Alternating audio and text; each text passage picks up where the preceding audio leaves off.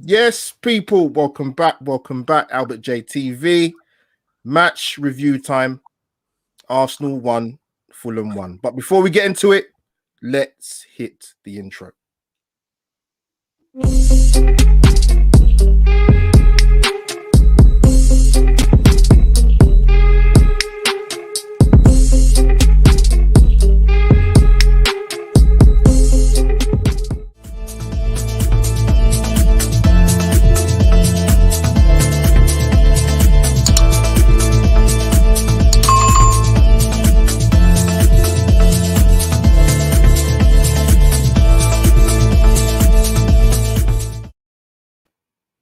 Yes, people, welcome back. Like I said, to Albert J TV, another Premier League match review.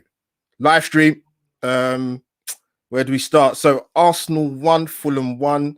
We get a draw against our London neighbours. Guys, if you haven't already, you should know what to do by now.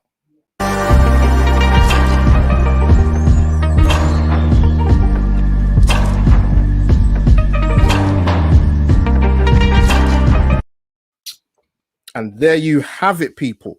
As you can see, I am not alone. I've got my Gooner family, got a heavyweight team in tonight, man. First time of asking they were here, they said, yes, I'm here, giving their views. Guys, if you haven't already, smash the like button, kick it, poke it, as I keep saying. Hit the notification bell. And if you haven't, subscribe to the channel. As you guys can see, got my Gooner family in force tonight. First, I'm going to introduce Republic of Arsenal, Anthony. Thank you, my brother, for coming on. Look, thanks again for having me. Always a pleasure to be here. And I have to say, right, a heavyweight panel, but everybody's looking fresh tonight. You know the barbers are open, looking slick.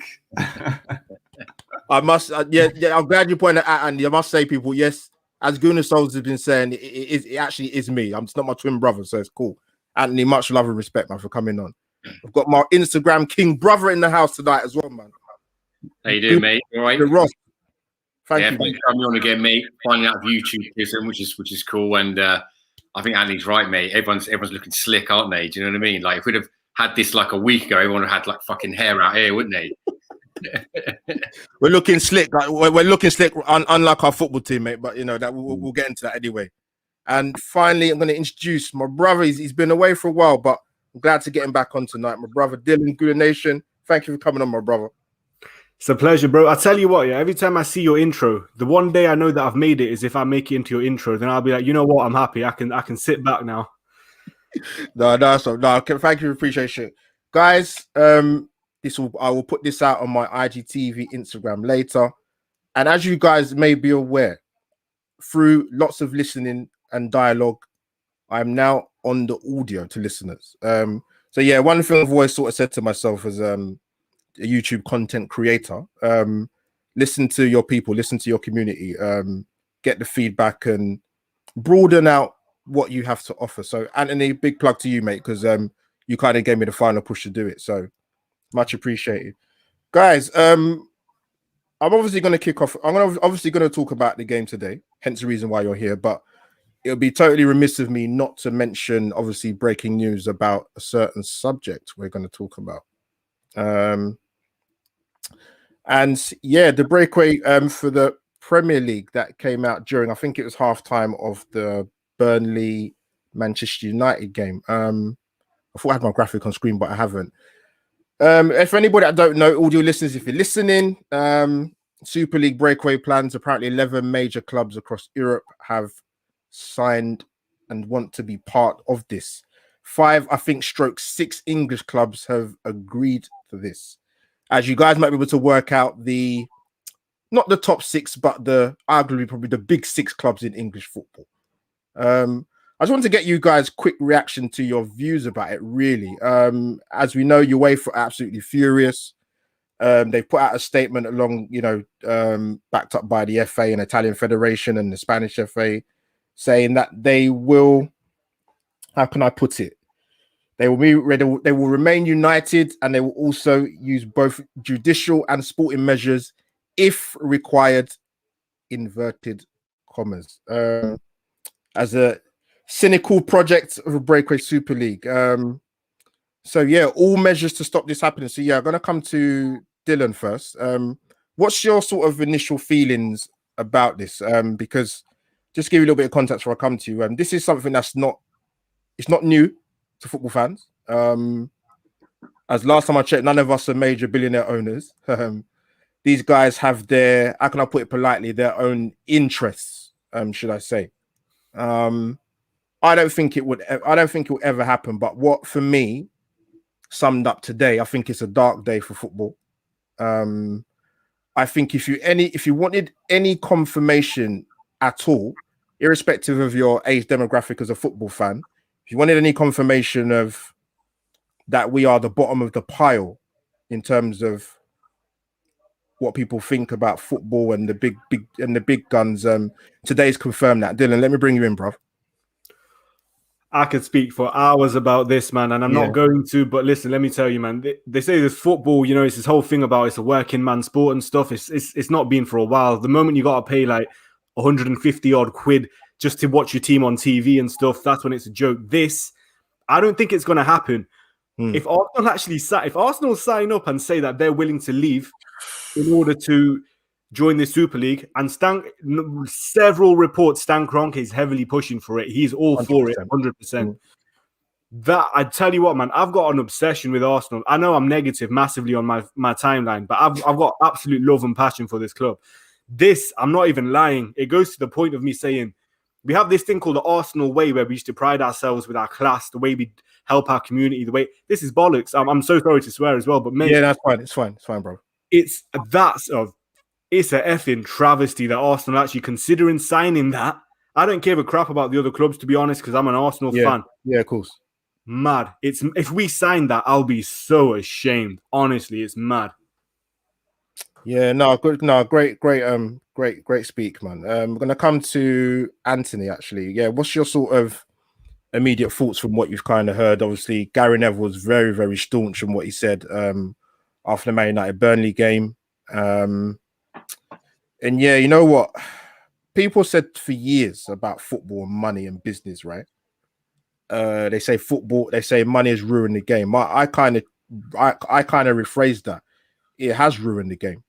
And today is a great indication of that. Yeah, what's your thoughts, my friend? Initial thoughts are, I just want to correct you. It's the Big Five featuring Tottenham. So it's not the Big Six. The Big Five featuring Tottenham. We just said. Put that out there first and foremost. But yeah, look, like Dylan said, you know, like we've lost our values and our traditions as a club at Arsenal. Like we used to do things the Arsenal way. We sold our soul to the devil, which was Stan Kroenke a long, long time ago. And I'm not at all surprised that this is the kind of route we're looking to go down. Again, look, I'm not as clued in on this. Like you, this is something I've heard about for a long, long time. And I always sat back and I said, you know, I hear the rumblings and I hear people talking about it, but I never really invested too much interest in it because I thought, look, it's never going to happen. It's one of those things. It's like, it can't happen. You know, it just seems too big. Like we've seen even, you know, on a smaller scale, the likes of they used to talk about Celtic and Rangers, you know, leaving the SPL and joining, you know, the Premier League or the Championship, whatever. And you thought, you know, even that's too big. You can't really do that to domestic football.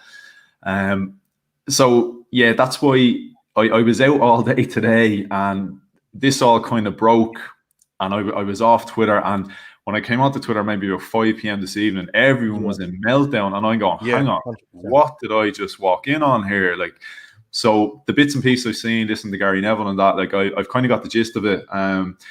So yeah, it seems crazy. Like I said, always heard the kind of the mumblings about it, but never thought it would actually gather enough traction that this was a realistic possibility. But apparently, this is what we could be looking at. But yeah, I thought Gary Neville summed it up brilliantly, especially more so from an Arsenal point of view as well, where he said, you know, Arsenal are an absolute shambles of a club, which is completely true. And we're looking at joining, you know, this elite Super League. It's like, we're not even ready for the Premier League. Like, we're barely ready for the Europa League, and we want to get in there with these teams. And it's pure. It's as you said, it's all about money. You know what I mean? It's all about money. And unfortunately, Arsenal as a club has been nothing but all about money for the last 10, 15 years, however long Monkey's been there. So am I surprised this is the route we're going down? No, not at all. I guess in turn, like I said, I don't know the full ins and outs, but I kind of, from what I understand, more so from a UEFA and a FIFA and a Premier League point of view, I've read a bit, about what they're saying about, expelling teams from competitions and that. Look, I seen a quote about, sporting integrity and that, but the Premier League doesn't care about sporting integrity. They care about their own franchise. They care about their own pockets.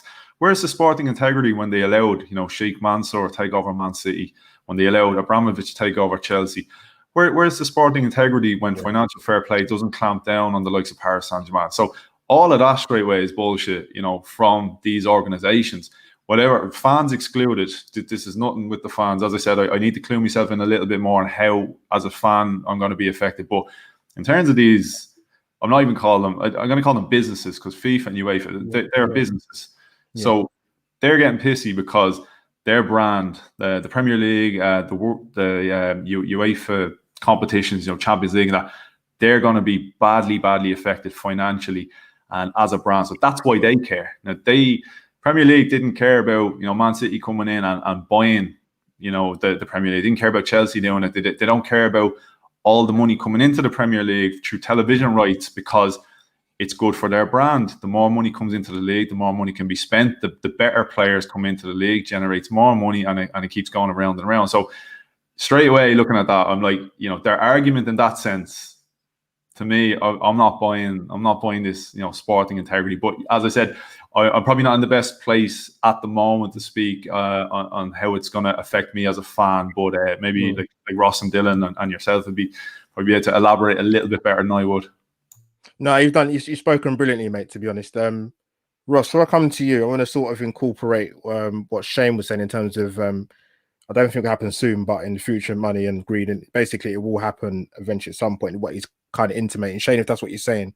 Ross, we spoke a little bit off camera, and other guys as well, just saying that I don't have an issue with reform and change, because that's part of any organization, whether it's sport or you work in retail or whatever kind of organization you work in. But I know obviously they want to revamp and look at the Champions League, for example, which I believe something is going to come to a head on Monday or tomorrow. So that I don't have an issue with. But this was never going to be good timing for this announcement to come out. But the fact of the matter is, this isn't a good time, because if you look what's happened in the last year, I think this is the biggest kick in the teeth for football fans, not just Premier League. You know what I mean? This is going to filter down to, the lower league levels. You've even had big owners in probably Championship level as well. So, yeah, mate, what's your sort of thoughts initially about the breaking news that happened this afternoon? Well, if everyone remembers rightly, Arsene Wenger came out like quite a few years ago and said that there's going to be a European Super League within the next 10 years. So he knew it was coming, and it's not one of them Arsene knows sort of thing, but he obviously knew. But the rumours were, from years back, was that Kroenke bought Arsenal so he could sell it once there was a European Super League, because that's when it's going to be at his financial, his highest price, for his sell. So if it did happen, the only good news that would come out of it was hopefully he'd sell and fuck off somewhere. Yeah. But that's why we've always scrimped and scraped over signings and, negotiated for like £5 on a player, because he wants to save every penny and then flog it for the highest price in there. But that's our owner for us. But so of course he wants a Super League. But my personal opinion is everything that the guys just touched on, really, that don't give a fuck about the fans. They care about the money. That's what they care about. I'm no fan that I've seen wants this European Super League. No. And like you said, Albert, all the sort of smaller clubs on the lower divisions, I mean, they're looking to stay in the league, stay in existence at the moment with coronavirus. Imagine this. I mean, it will put so many clubs out. Teams that Gary Neville said that people support for 100 years and stuff. And even if it's just like a League Two team, some of these clubs are fantastic and stuff.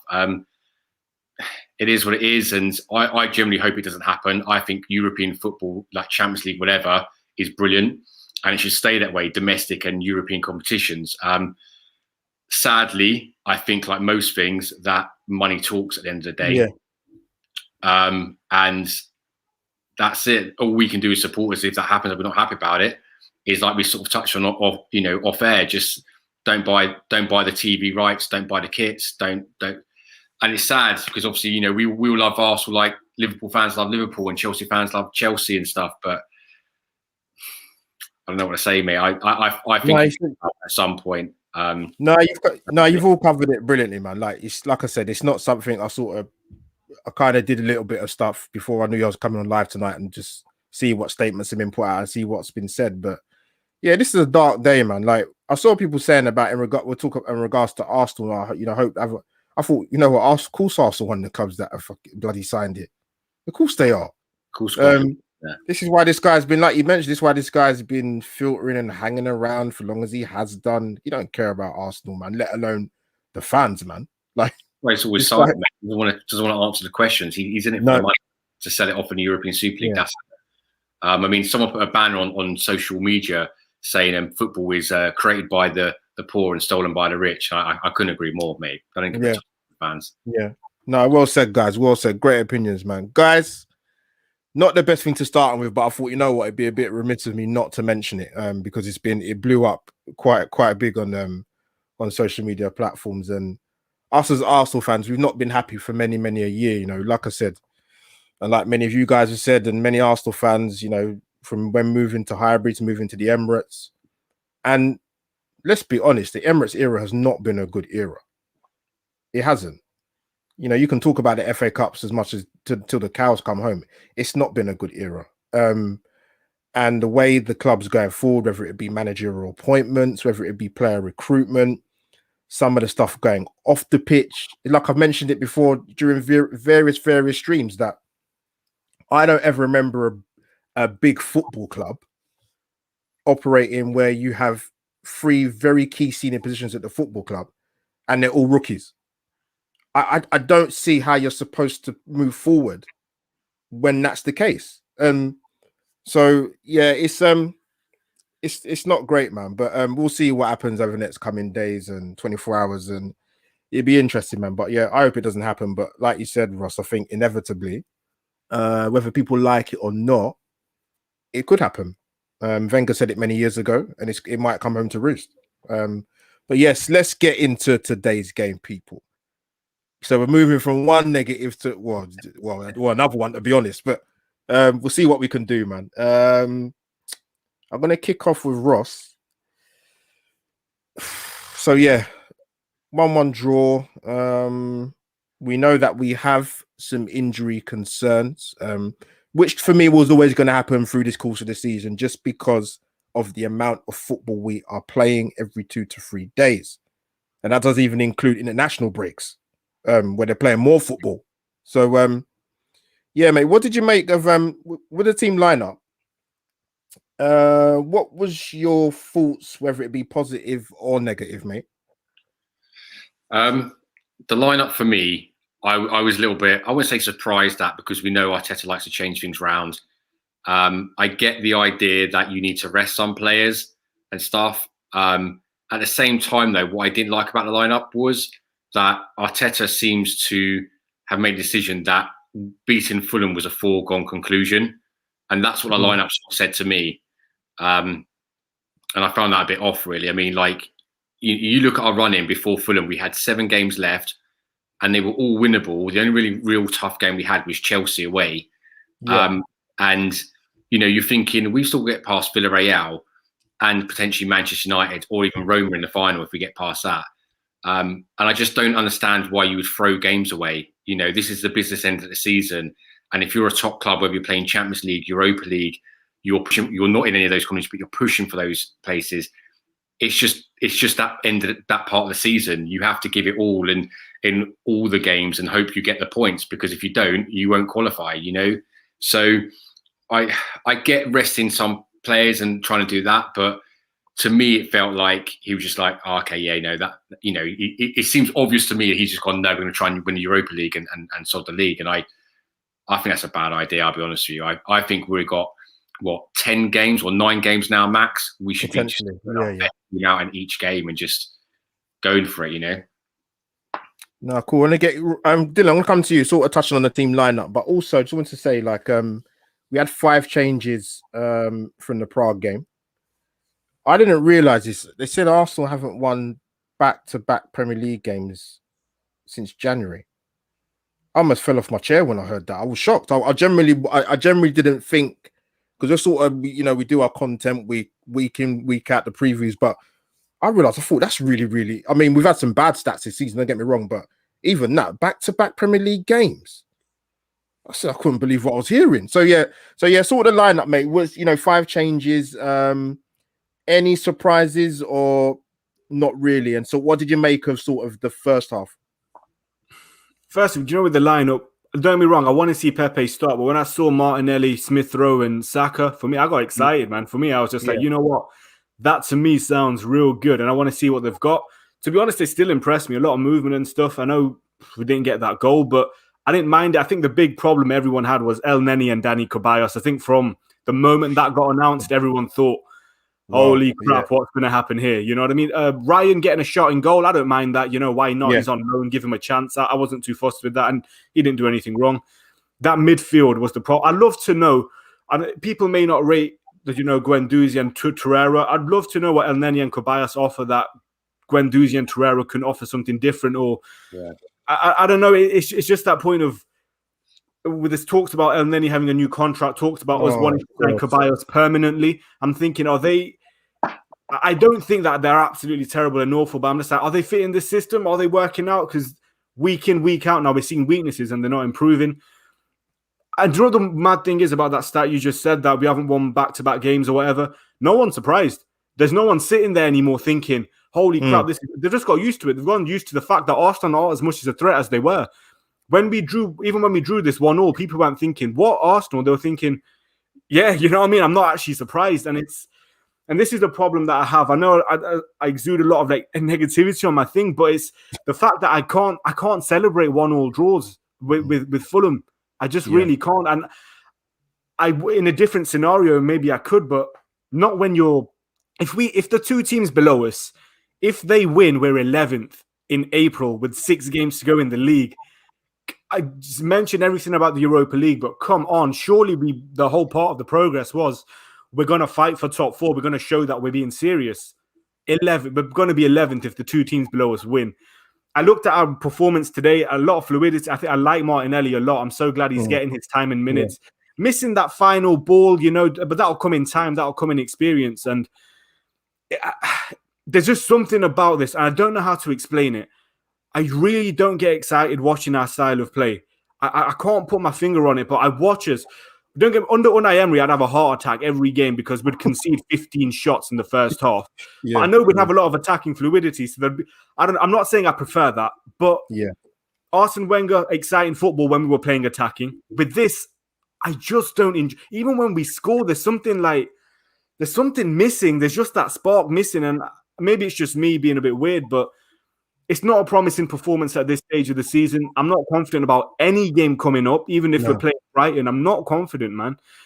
It's a shame. We've got Everton next, and let me tell you, that's a tough game. Everton away. Are we going to get? I don't think anyone expects us to win that. I don't know. I just don't know what's happening. I'm not. 1 point for us, Arsenal against Fulham. It's not good enough at this stage of the season, and it's really sad to see, man. No, it's not good enough. You're right. I echo that because I get it. Fulham are fighting for their lives and survival, but we saw that, and I'm going to come to you. We saw that stat. Fulham haven't won in London, right? I think it was 22 games. It's and they come to Arsenal, almost got the 3 points. We always seem to be everybody's first. You know, it's. I've never seen a football club like it. But Anthony, I'm going to come to you, mate.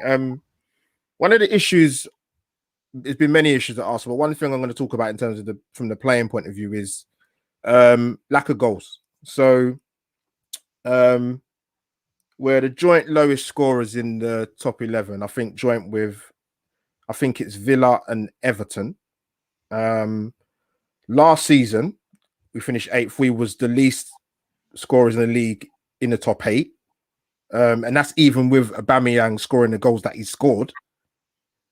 And this season, as you guys would have seen in recent months, I won't say all season, recent months, we can't seem to take chances, mate. Anthony, what is it? Is it down to? Is it bad luck? Is it the poor combination in terms of the lineup? Is it just the strikers in general? What is it? What, because this is obviously becoming an Achilles heel, because the first half we wasn't fantastic, but Martinelli had 2 good chances. We'll touch on to certain aspects of one of our disallowed goals and whatever. But yeah, what is it, mate? What is the crux of this problem that we never seem to have when it came to scoring goals? Yeah, combination of a lot of things. I think first and foremost, you have to look at the midfield and look at the style of midfield player we have. I'd say maybe outside of Thomas Partey on his day, we don't have a single progressive midfield player.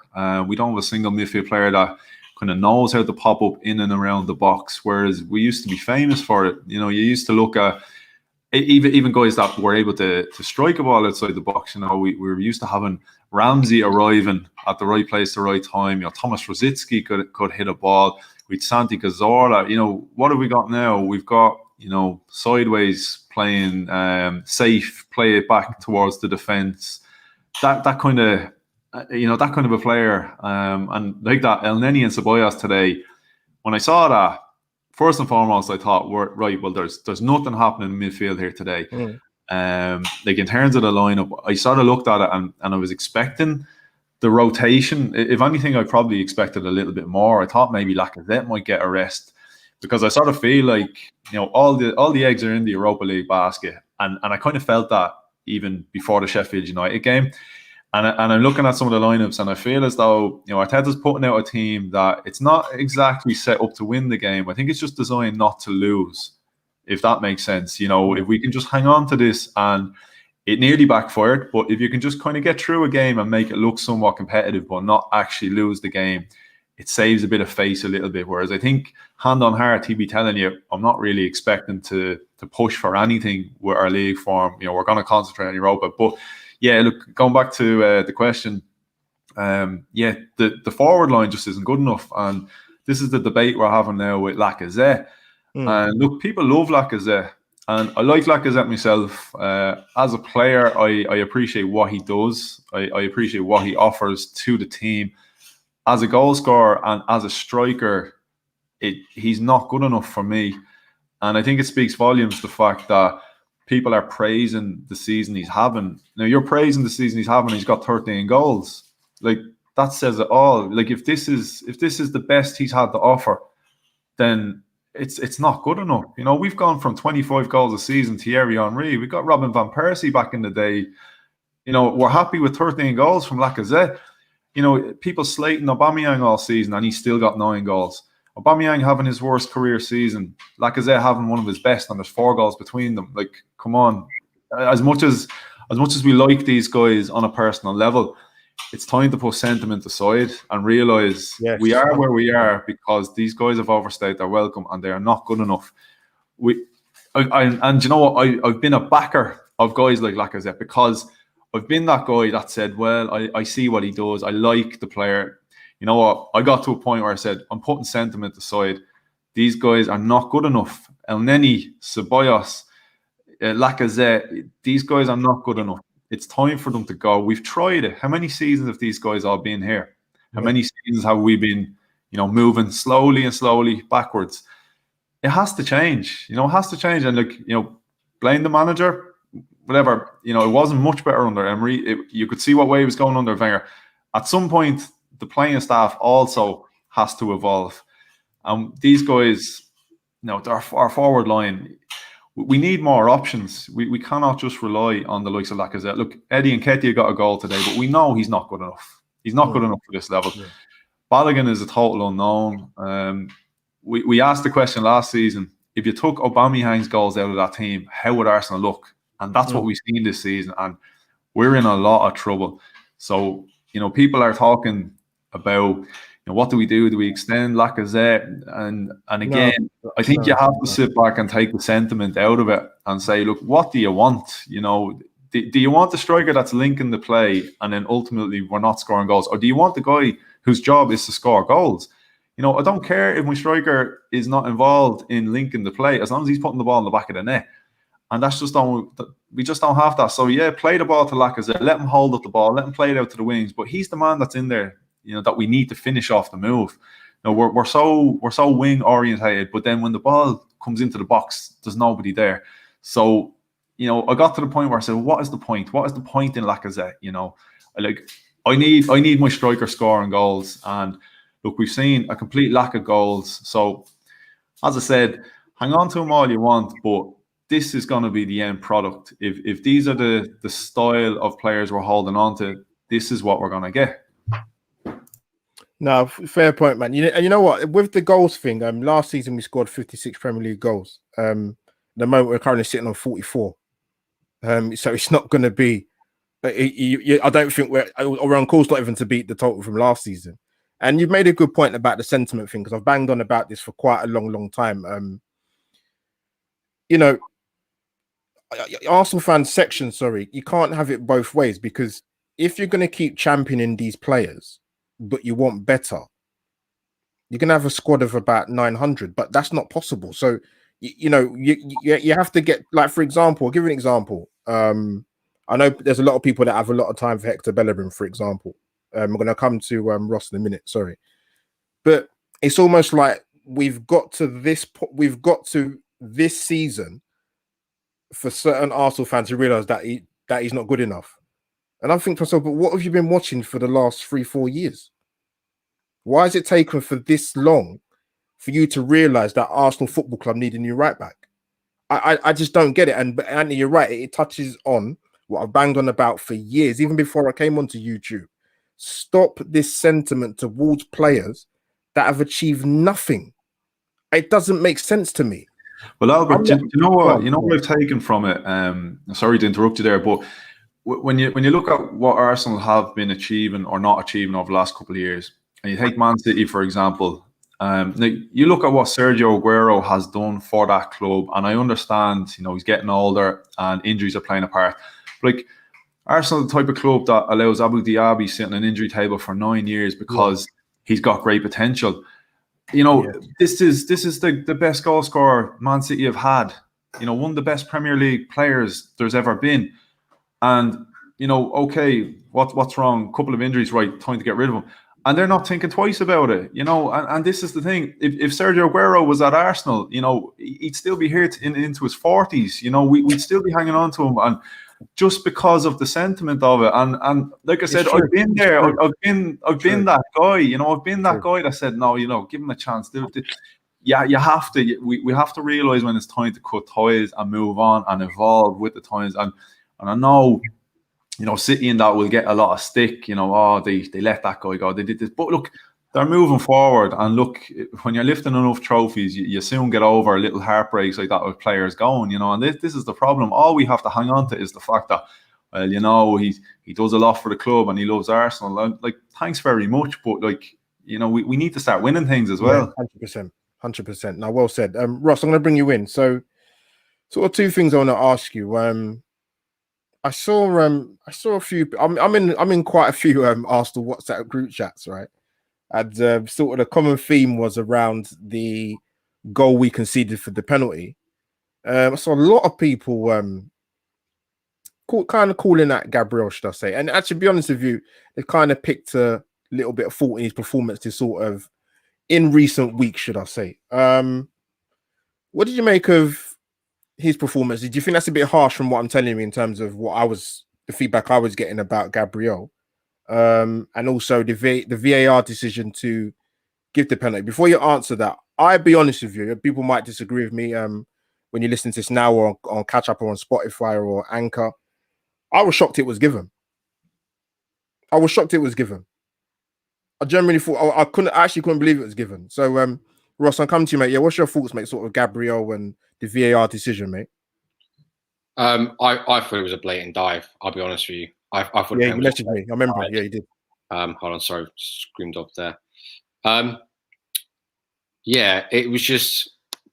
I thought it was just a blatant dive, and what annoyed me was that the VAR didn't check it, and it's like, Or did they check it? I couldn't believe it. Yeah. I think the commentator said after the reason was because it wasn't a clear and obvious Mistake. Yeah. But surely VAR is the main purpose is to check things like that. The things that will change the game wrongly. Do you know what I mean? Yeah. I don't understand why it wouldn't check that. Or they wouldn't just go, our referee, just go to the side of the pitch, let us know you're happy with that decision or you're not happy, you want to reverse it. I don't get that. That's a major point in the game that could be changed, right? Yeah, 100%. It was a dive. And like I've seen before, like we're in a situation now where VAR is ruining the game. I mean, Man United had something like 41 penalties in the season. I mean, how can that be right? You know, just it's crazy. You know, like somebody said before, that just because it's contact in a penalty box doesn't mean it's a penalty. 100%. Shearer said that years ago. Yeah, he did. You're right. Yeah. You're right. 100%. And for me, it just wasn't a penalty, mate. It was just it was a blatant dive. I think Gabriel's our best centre back by quite a long way, to be quite honest with you.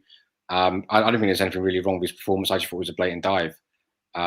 Yeah. Sorry, bro. The reason why I mentioned Gabriel, because it's not just obviously today. I think, like I said, it's the whole reactionary kind of. Yeah. And I just think, but what do you expect? He's a young kid that's had a breakthrough season at Lille. He's come into a new league. He's coming into a team who defensively have been woeful for years. So is he meant to be the Archangel Gabriel and be the savior and put in sterling standout performances? Look at who his partners are. The thing is, they're not consistent partners, mate. But yeah, sorry, Ross, go on, bro. No, that's exactly what I was going to say, mate. That's the thing. He came in, got I think a goal, didn't he? And he's against Fulham. Yep. Was brilliant for 3 months. I think he won Arsenal Player of the Month the first 3 months he was here. Got injured, and he's never been in the team for more than a couple of games. So what do you expect? And like you said, every time he has come in, he's had different partners. So do you know what I mean? Like most centre back partnerships are made by like a Vidic, Ferdinand, you know, Adams and Campbell or Keown, whatever. Terry and Carvalho, you know, they're usually regulars. You know, chopping and changing your centre back partnership every 5 minutes isn't going to help the team. It really isn't. Yeah, Ross. Before I come to Dylan, big up Keith in the chat. He's right actually, because when they slowed that down, the build up before the penalty was given. Forgive me, I can't remember the Fulham player it was, but maybe I'm going blind. I need to start wearing my glasses. I'm trying to look for them now at the moment, but it did look like they was measuring it. I'm thinking if you're measuring the line from his hand, then he is offside.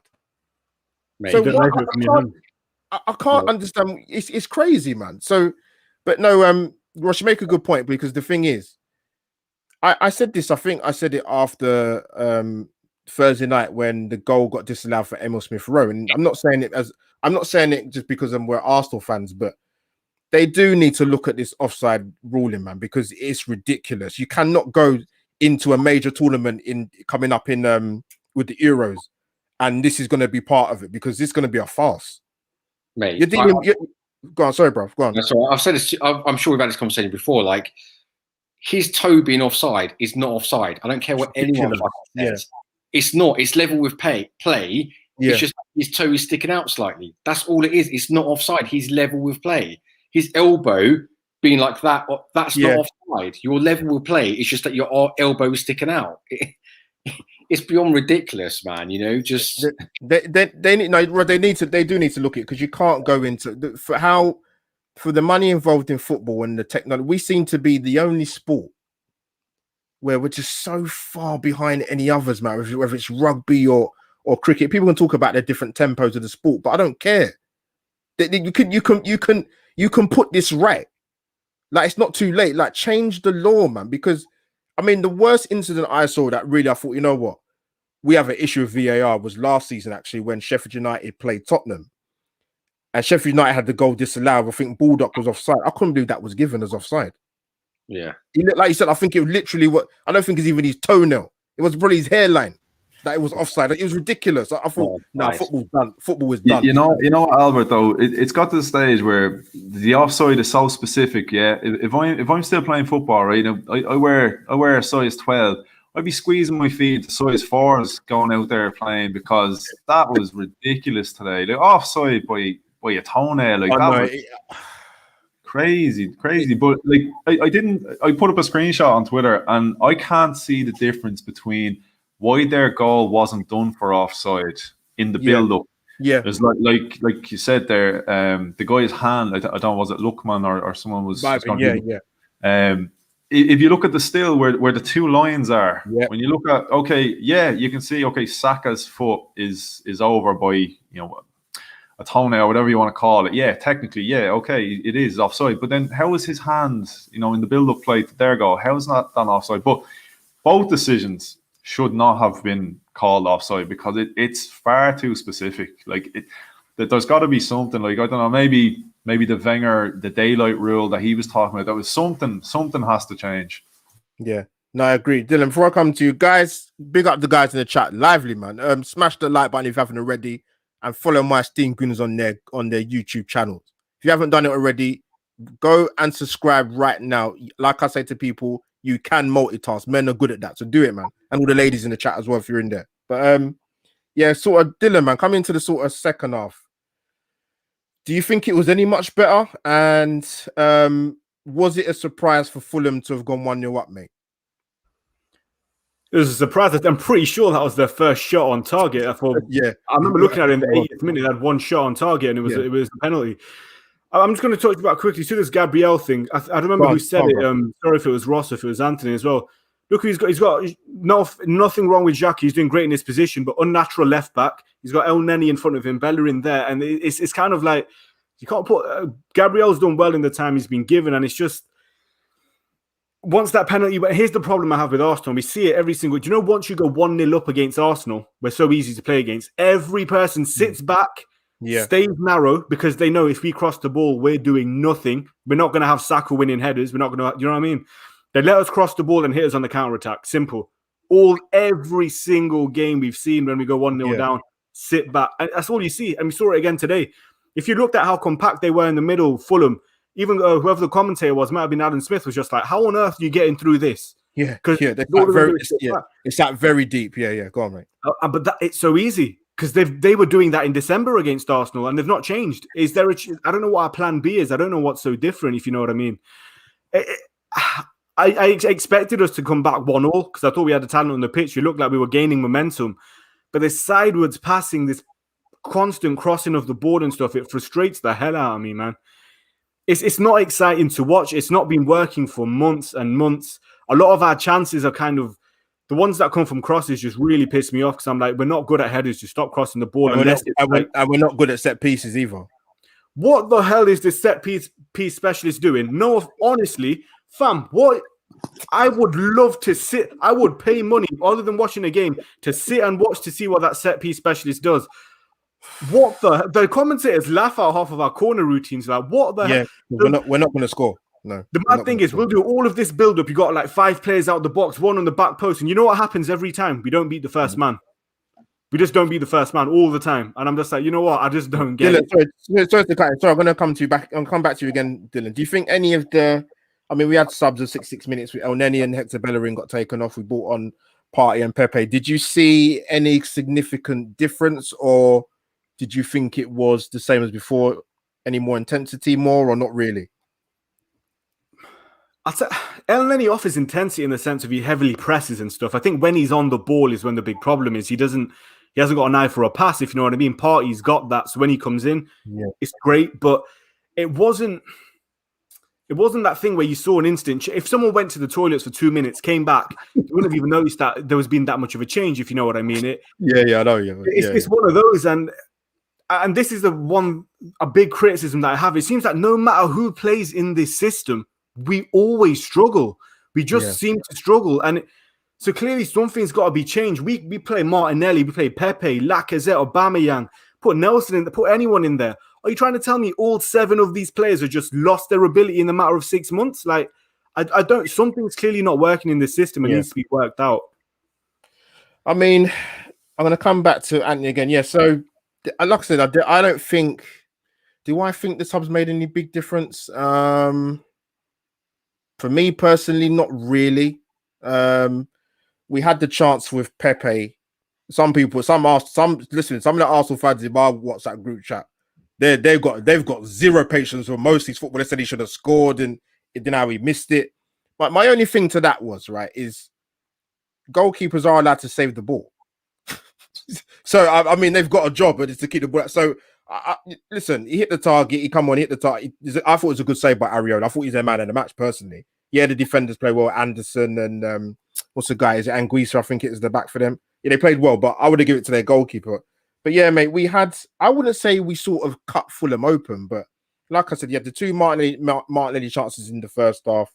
You had the Pepe header. I think Martinelli had a half chance. Eddie had a half chance, but I don't think we necessarily blew them away. But yeah, what did you make of the second half, mate?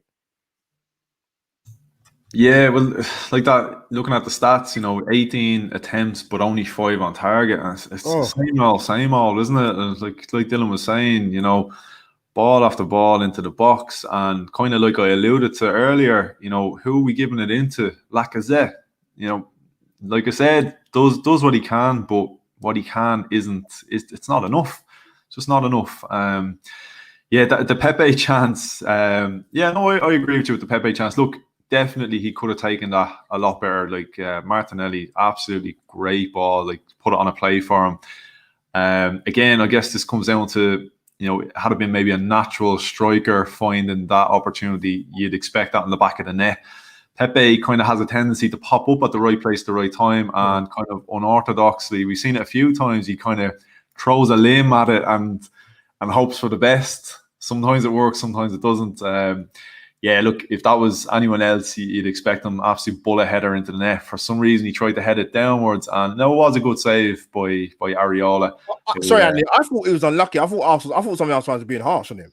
When I first saw, I thought he did well, and then when I watched the replay again, I sort of said, "See, I used to be a striker. I used to be centre forward." So I looked at it and said, "Well, I know where I'm putting that. Like this is bullet header."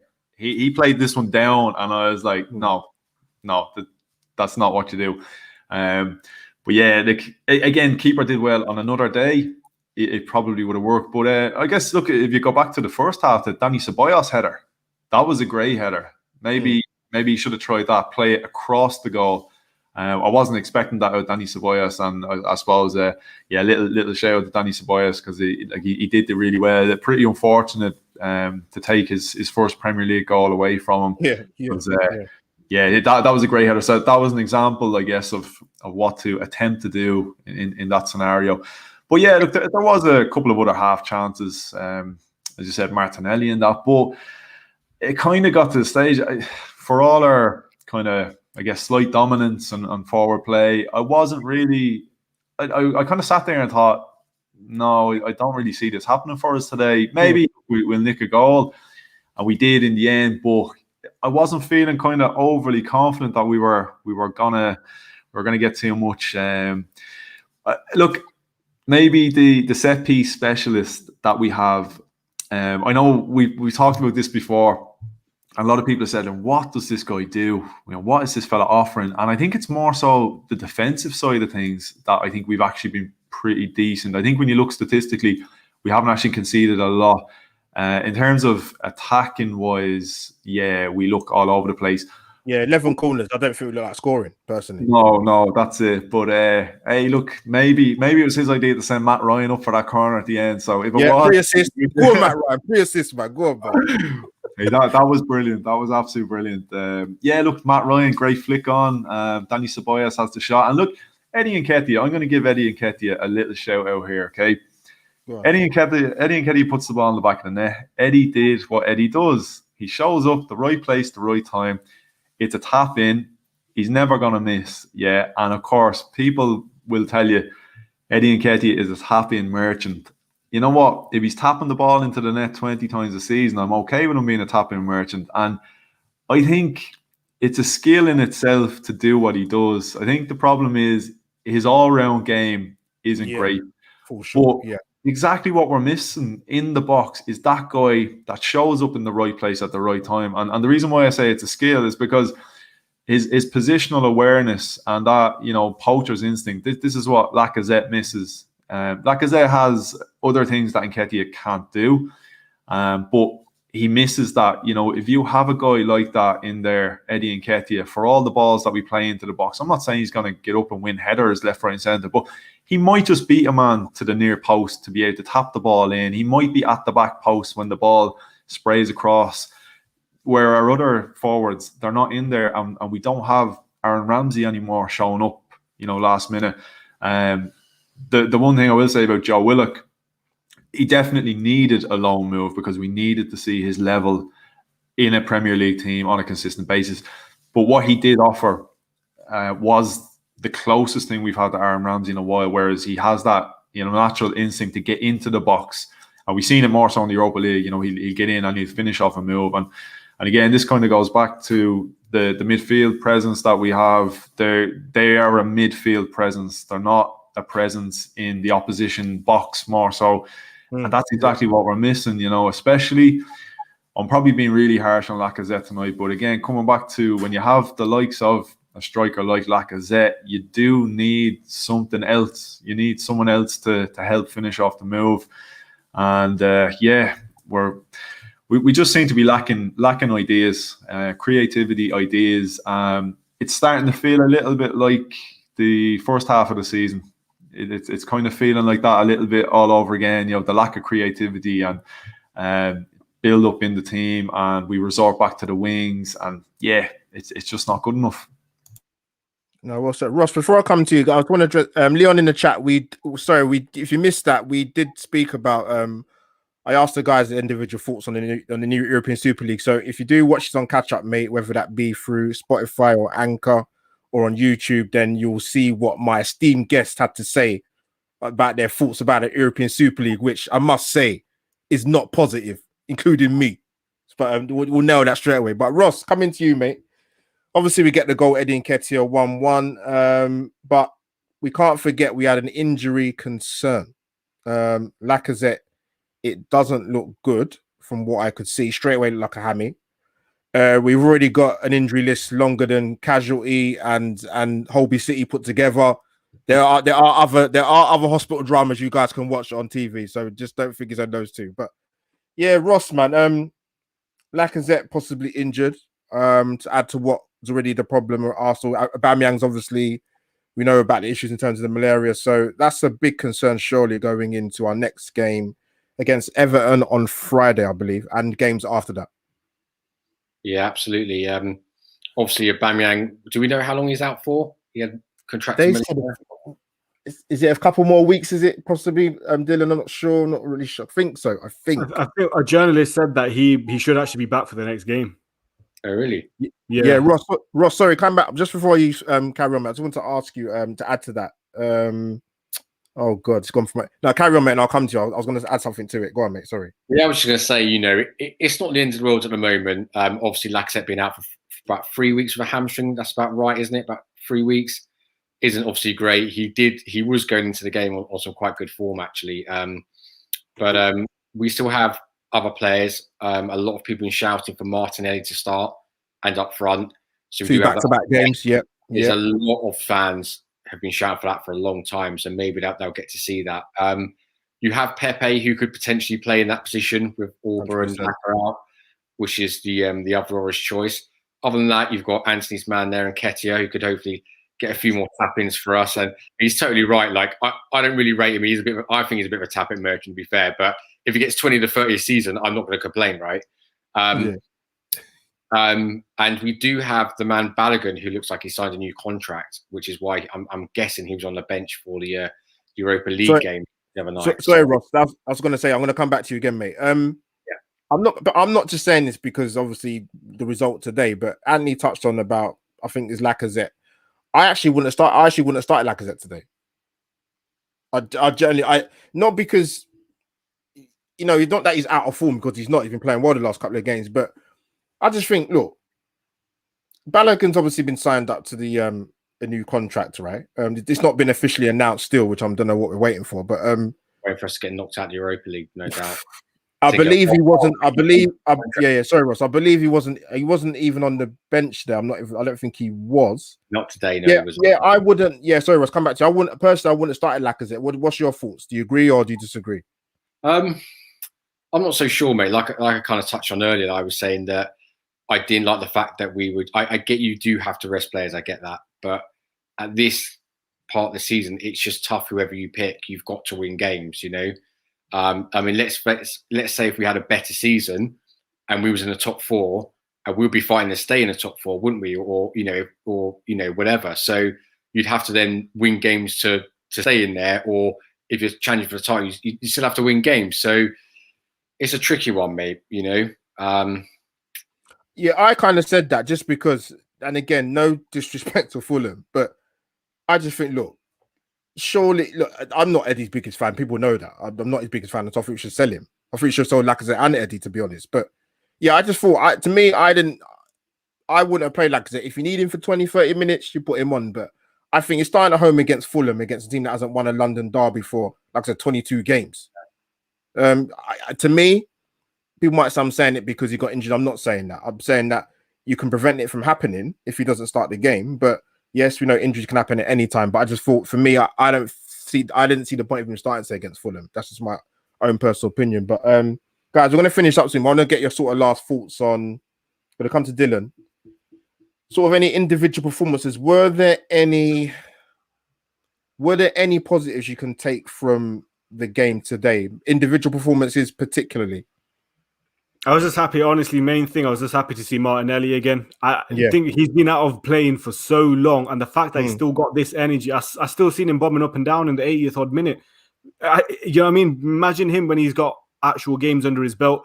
Even though he's missing that finishing touch, that final ball, man, that attacking intent he has, the way he can take a player on, the way he's so desperate to get that ball in the box. We've been missing that. We've been playing around too much, cutting back, passing here.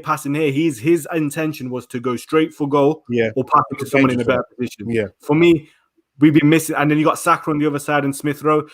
Listen, they're youngsters. It's positive in that sense. I know whatever we didn't score, but if you got to pick a positive for me, it's nice seeing that fluidity. It's nice seeing the youngsters get a chance, but it's picking little straws here, man.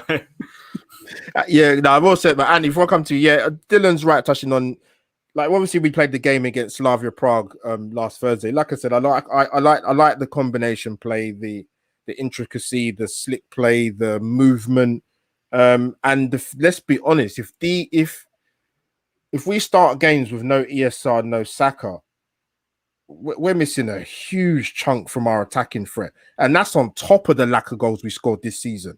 So Andy, any positives at all for you today, or you kind of numb to what you've seen this season already of Arsenal? Yeah, look, I went into this game. I don't know what's the best way to put this, but I guess the way I'll put it is, going into the Sheffield United game, I sort of said, between now and the end of the season, no matter whether we win, lose, or draw in the Premier League, for me, it's about maybe experimenting and giving players a bit of a chance so we can see what they're like, maybe for going forward. I have one eye on next season already, which I know probably sounds bad to say, but I felt like that November last year, so this is nothing new. Yeah, well, that's fair. But yeah, I did say before the Sheffield United game, I put it out on Twitter, and I said, look, I'm going to sit back and I'm going to enjoy this game today just as a fan. Of course, I want us to win as a fan, but am I overly invested in what a win will do for us or what a defeat will do for us? No. I felt the exact same going into this game. I said, win, lose, draw, in the grand scheme of things, in a Premier League kind of viewpoint, is it going to make or break our charge for European football in the league? No, because do I think that charge is already finished? Yes, and I think it finished a long time ago. So again, what I said at the start was I thought there would be more rotation, and as you said about Lacazette, and he's got injured, and on my recent stream, I said to myself and Gav Mack, big shout out Gav Mack, we were picking the team, and I said, you know what, I wouldn't play Lacazette because he could potentially get injured in a game that, again, for me, doesn't really mean a whole lot, aside from keeping him playing and hopefully keeping him scoring goals and keeping the form. Other than that, I didn't see any point in playing him. But positives from today, as Dylan said, look, whenever Martinelli plays, whether he's amazing or not, it's always positive. It's always positive thinking. He's always got that positive mindset. and again in a setup that I didn't think was going to be very, very progressive, with the midfield setup. And as I said, I did feel like Arteta is setting up a little bit to just try not to lose at times. So it is nice when you have a bit of a forward-thinking player on the pitch. But I suppose another positive, Lacazette got injured and his replacement, Eddie Nketiah, did get a goal. So at least if we do have to depend on Nketiah, at least he's coming in off the back of a goal. So it might just help spur him on a little bit to give him a little bit extra, because he's been out of the team an awful lot. So, as a striker, you're going to have a lot of doubts about yourself and your ability, and especially look, he's a young guy. So it's going to mean a lot for him to be able to be the guy to come on. And if you want to look at it as, bail us out and save us, okay, he saved a bit of embarrassment for us, but it was nice that he was the guy that came on and had that moment. So hopefully, if he is the man we need to rely on until Lacazette is fit, at least for me, it's a positive that he's got his goal now. So hopefully, it'll kind of give him that bit of belief again. Okay, now well said, Ross. So I come to you. Yeah, I mean, I saw the stat come up that I think we've lost 6 home games this season. We was on course to equal our worst home record since the early 90s. Luckily, Eddie Nketiah saved that from happening. Yeah, so Ross, getting that quick negative out of the way, unfortunately. But what can you do? Any positives for you today, or are you the same as the other guys? You kind of used to what you've seen this season. What's your feelings, mate? Yeah, I kind of agree with the other guys. It's getting a bit Groundhog Day, and stuff. I think, again, the guys have said, it seems obvious to me that Arteta has put all his eggs in the Europa League basket. And I just feel like I'm repeating the same stuff again. Some people are saying you can't blame Arteta, but he picks the team, he coaches a team, he picks a style of play. He seems to pick a really slow build-up, which doesn't work. He picks tactics that don't work. He picks players out of position that don't work, like Pepe on the right, for example, we said. I don't know what to say anymore, mate. I think Dylan summed it up as well. I hate watching Arsenal these days, and as much as I hated our pathetic defence under Wenger, at least we had liquid football to look forward to. We could score goals. We could score goals. At the moment. I don't know what we are. We just... Yeah, I want to stay positive, and I'm hoping, I desperately hope that Arteta does pull it out of the bag. I hope he does win us the Europa League, and we can all go, oh, thank fuck for that after the season we just endured. And somehow creep in the Champions League and then probably get fucking dead-legged and bummed next season in the Champions League and drop straight back in Europa. I don't know, but I'm just hoping that by hook or by crook, he gets the Europa League, because if he doesn't, fucking hell, man. It's been a terrible season. Yeah, it's a bumpy road anyway. No, thanks, Ross, mate. Yeah, guys, we're gonna this is the live stream is gonna be over after my final masterpiece to end the live stream. Well, I don't know about masterpiece, but you know what I mean. So yeah, you know what it is with Arsenal. I think you could use a number of different games this season as a combination to sum up Arsenal's season, but I think the last two sum it up pretty well. I didn't see that performance coming against Slavia Prague at all. If I'm being honest, I didn't see us going over there and giving them a good seeing to. And then you sort of fast forward to the game today. We're playing against a team, yes, that are fighting for their lives. I understand that in Fulham. But like I said, these guys have not won a London derby for 22 games. The biggest problem they've had is I think they've only scored 25 goals in 32 games, man. That you can see where their problem is, and yet we still gave them a head start. I don't know where we go, because the thing is, I know I've seen a couple people put in the chat about Arteta. I mean, I saw a lot of it. I see a lot of it week in, week out within my sort of WhatsApp groups and on social media. And someone, I don't know who said it. I did see a tweet. I can't remember who it was. They're right. They said, and I said it before as well, to sort of add to the tweet, that yes, we've had COVID and it's been an unbelievably very, very strange season. But if you strip everything back, It's like when they talk about Formula One, you know, put everybody in the same car and he's who the best driver is. Arsenal season's been appalling. And I think I'm being polite by using the word appalling. Yeah. I mean, from the amount of games we've lost in the league to the style of football, our home record is awful. It's not a fortress. Yes, you could talk about the fans. He's put faith into players that who I've said time and time again over my content since doing YouTube that I go back to like that famous documentary, like I said, with Patrick Vieira and Roy Keane, and Vieira said about Wenger, his biggest strength and weakness is his trust in the players. And Arteta, years down the line, has done the same thing with the experienced guys. And he's going to live and die by that, man. And I think even, for example, to put it out there to people in the chat and people who are going to be watching this, listening to this on Spotify and whatever, even if he won the Europa League, I would expect my board at Arsenal Football Club to say, you know what? He's got us our first European trophy in 20 odd something years. But is that good enough to give this man another season off the back of our worst Premier League finish since 94-95? That is a question I expect my board at hierarchy to be asking, because this guy shouldn't be exempt from criticism.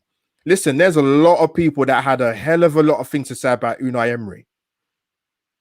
And Arteta, you know, he's not getting anywhere near, I don't think, what Emery got when he was in charge of Arsenal. So why is it different? A lot of the Arsenal fans don't view this guy as a club legend when he played for us.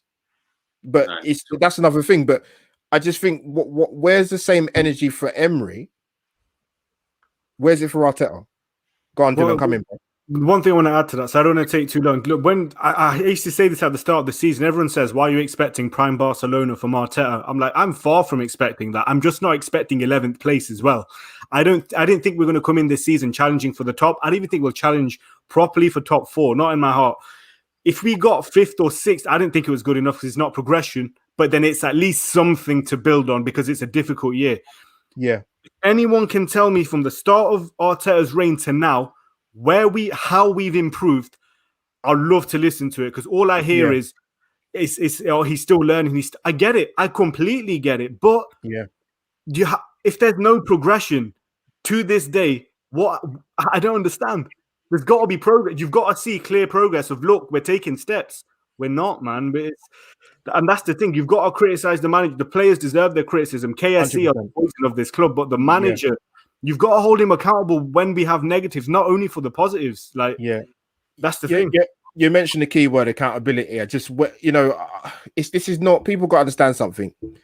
I can take a step back, and it's not so black and white, Arteta in, Arteta out, but you look at it and you say, give people a case as to why he should get a summer window. And I don't think many people can answer that if they're being honest, man. So guys in the chat, big up to you for coming in. Loads of people in the chat. Big up Shane, Mad Ramblings, Yo-Yo was in the chat, Anthony Herbert. Everyone, the chat was lively. Big up Sophie's in the chat as well. There's loads of people in there. Gonna come to Anthony. Thanks for coming on, bruv. Where can the guys find you and what's coming up on your channel next, mate? Yeah, thanks as always for having me. It's always great to be here. You can find me at Republic of Arsenal. As you can see, the Twitter handle down there, Rep of Arsenal. I had planned on doing a review of this game on Wednesday, but the problem I have is every time I come on a panel like this, I'd be buzzing, and then I just want to get straight on and do another. So God knows when. It could be straight after I get off this. It could be tomorrow. I don't know. I'm a bit all over the place like that. But there will be plenty more content on the channel. People, listen, go and subscribe to my Irish brother, man. We're not related, but we are in another way, if that makes sense to people. But coming to my Instagram king brother, man. Gooner TV Media Ross. Where can the guys find you, my friend? Thanks for coming on, man. Yeah, no, thanks for having me, mate. It's always a pleasure to be on. I've got Gooner TV, YouTube, Instagram, Twitter. You can all find me on there. So thanks for having me on, mate. And just want to say a big shout out to someone in the chat there saying, put on Sky Sports News, I think they've just announced there's going to be an announcement tonight on the Super League. Wow. Yeah, even the Prime Minister has come out and just completely condemned it, saying that it will it will destroy football clubs. But yeah, Wow. thanks for me on, man. Appreciate it big time. Yeah, yeah. No, I appreciate you coming on, man. My brother, man. Yeah, Dylan. To finish off with you, my friend. Thanks for coming on. Firstly, as always, you're always welcome on my channel, man. And good to see you back. And where can the guys find you, my friend? It's always a pleasure, man. I've been away for a while because obviously family problems and stuff. Yeah, so I look after my family back at home. But I've got a podcast with Nigel Winterburn coming out sometime this week. It could be real nice. So please do listen to that because first time I've had a proper legend at the club. I really want to talk about this European Super League, man, because I do research as a writer for theatres and stuff. And one of the things is football. So I've met fans that their whole week, all they have is football. And you know what I mean? And I'm so passionate about that. So I want to do a talk about that. If you're an Arteta fan, don't follow me on Twitter because I'm really negative. So I feel bad. I don't want you guys to get annoyed at me. I understand why, but don't get annoyed at me. You know what I mean? That's it. But thank you very much. Dylan, you know what? No, to defend you, right? I've seen some of your tweets, but I don't think you're even that bad in comparison to other people. The one thing I'll never do is listen. I'm anti this entire regime. You'll never find me abusing him or saying "f off" and swearing at him and being any sort of that. But I'm against this entire Arsenal regime, and I know people aren't happy about that. So no, I appreciate it. Much love to my panel, man. Big lineup tonight, man. It's happy to get the guys on, man. Guys, as you know, I'm the host, Albert JTV. My link will be on the description on my Anchor and Spotify. So come and subscribe to my channel, as well as my other guests for the guys that watch this on YouTube, Facebook Live, and Periscope is still alive, I believe or not. It might be still around. I think it is. But yeah, big up to the guys in the chat. That is me, Albert JTV, over and out. Hashtag Arsenal 1, Fulham 1. We move to the Toffees on Friday.